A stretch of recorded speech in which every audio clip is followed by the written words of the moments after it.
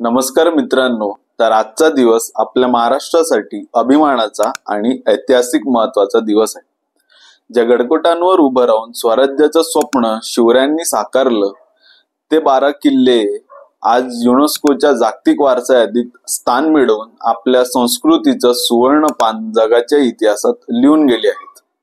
हे केवळ दगडमातीचे किल्ले नाहीत, तर ते आपल्या स्वाभिमानाची शिल्प आहेत.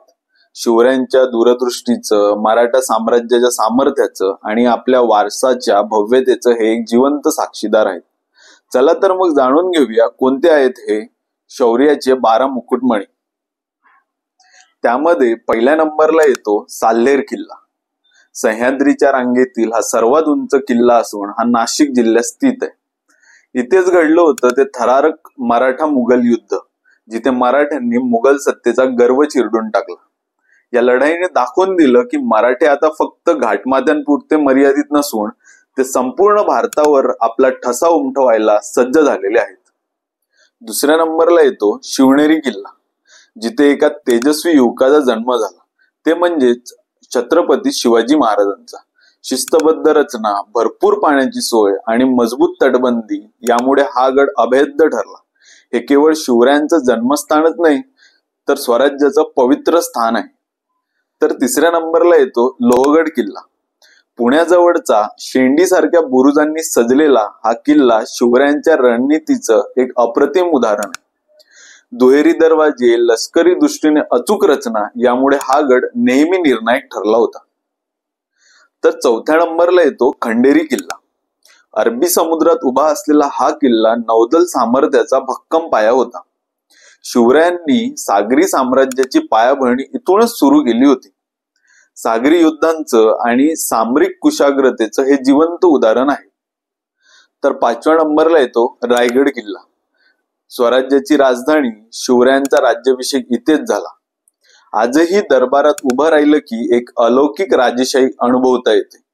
हा फक्त किल्ला नाही, तर ही ती जागा आहे जिथे माझा राजा छत्रपती झाला. तर 6व्या नंबरला येतो राजगड किल्ला.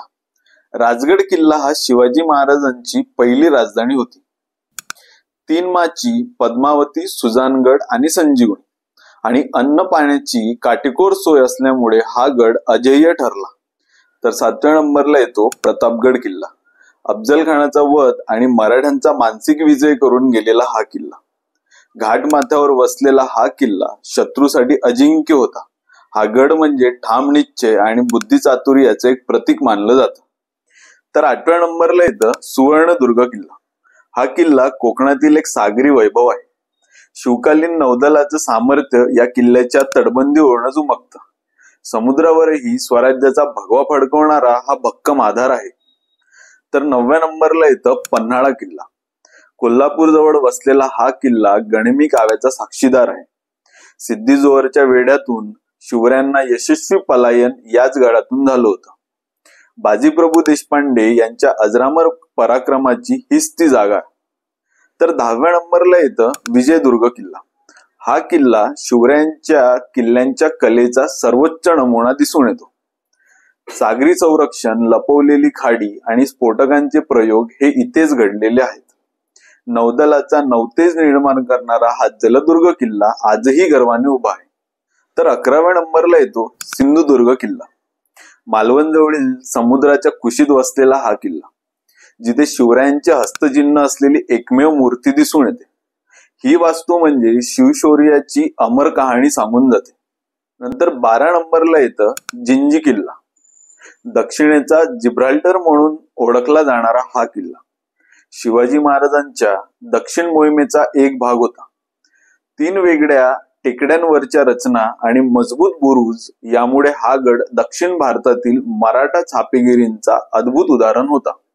तर मित्रांनो, हे 12 किल्ले केवळ भिंती, बुरुज आणि दरवाजे नाहीत, तर ते शौर्याचे, स्वाभिमानाचे आणि शिवरायांच्या स्वराज्य स्वप्नाचे अमर प्रतीक आहेत. युनेस्कोची मान्यता म्हणजे जगाने आपल्या स्वसंस्कृतीचा मान्यता पत्रच दिलं आहे. आता आपल्यावर जबाबदारी आहे की या ठिकाणांना सन्मानाने जोपासणे. तर मित्रांनो, तुम्हाला हा व्हिडिओ कसा वाटला हे आम्हाला कमेंट बॉक्स मध्ये नक्की सांगा.